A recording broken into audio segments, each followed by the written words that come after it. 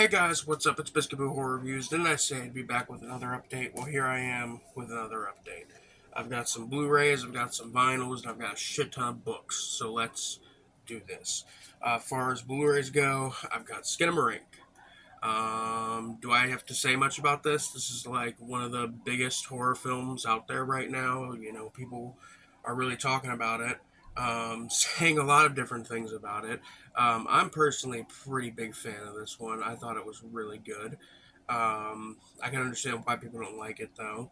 It's definitely, not a normal movie. Um, but yeah, Skinamarink. Happy to have that on Blu-ray. Speaking of happy to finally have on Blu-ray, it's been 3 fucking years since they announced this Blu-ray. It's only finally getting in our hands. It is Men Behind the Sun from Massacre Video. Finally, this is on Blu-ray in the States. Um, Not too many special features on this one. Um, you know, Conversation with the director, photo gallery. That's about it. 4K restoration of the original 35mm negative. Looks fantastic in HD. I'd only ever seen this film on like a VHS rep before, so it was really cool to see it in HD clarity.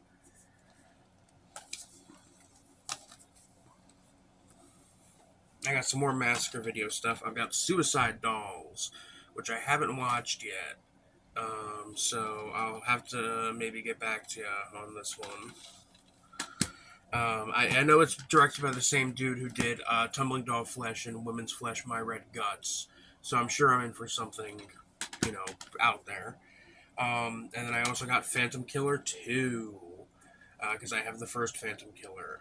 The first Phantom Killer is alright. It's a super gross, misogynistic, like, sleazy as fuck, nudity filled uh, slasher. And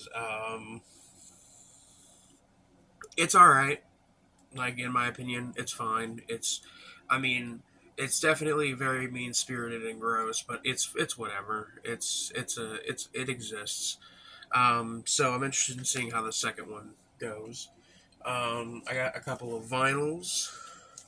I found this for like $22, and I'm kind of psyched about that. It is the Nightmare Before Christmas soundtrack on vinyl.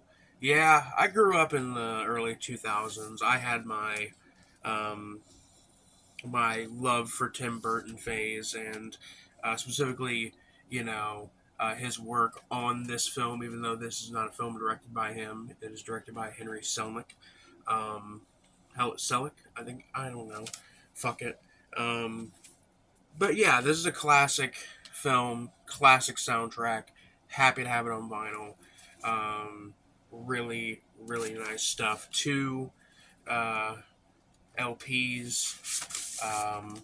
One of them is this nice, like, purple, and I think the other one is like orange, or they might both be purple.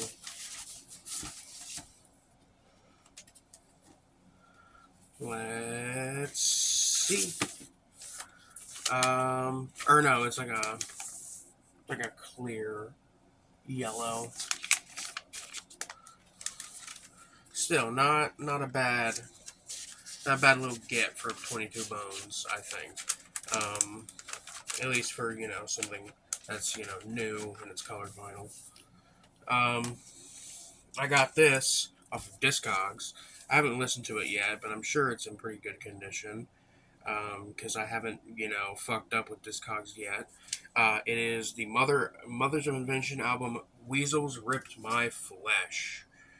Look at that album cover. You look at that album cover and you tell me that this album ain't gonna be a fucking banger. Really great psychedelic rock improvisational um, album combining like live recordings with studio recordings and stuff like that. Um, Very, very good, very interesting stuff. One of the most iconic Mothers of Invention albums. Um, So yeah, it's also where the film Weasels Ripped My Flesh gets its name from, which Weasels Rip My Flesh is a good movie. Um, let's get into the books, shall we? Because I've got a shit ton of books. I've got two books here. These are gifts from my friend Allie, who keeps just buying used Stephen King paperbacks and just giving them to me. This is Eyes of the Dragon, which I have not read this before, but I think I will actually read it because the bad guy in this book is like Randall Flagg, who is the bad guy in The Stand, and one of the baddies in the Dark Tower books, and then The Girl Who Loved Tom Gordon by Stephen King.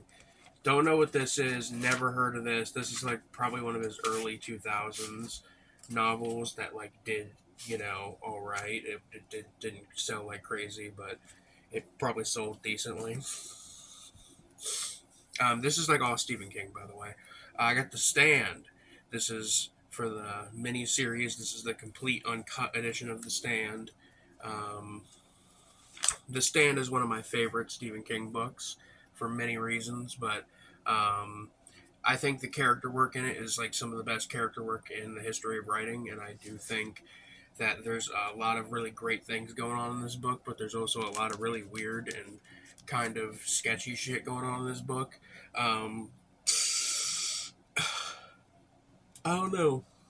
I just like it. We got Salem's Lot. This is a first edition signet like printing from the 70s, at least according to the eBay listing. I paid like $7 for it, so I think I got a pretty good deal for like $7. Um, it's Salem's Lot. I had read Salem's Lot this year, and I really enjoyed it, and that's all I really have to say. It's a really great vampire novel. You should read it if you like vampires. Um,